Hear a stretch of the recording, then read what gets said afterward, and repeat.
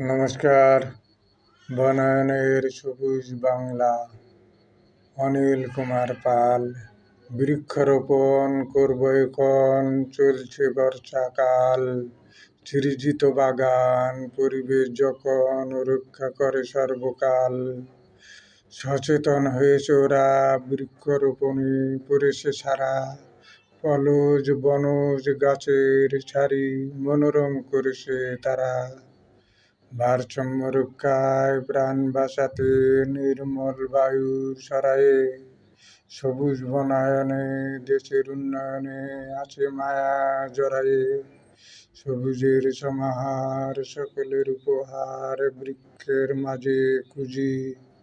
নির্মল বায়ু সেবনে গাছের ছালের সংশ্লেষণের বৃক্ষই পুঁজি।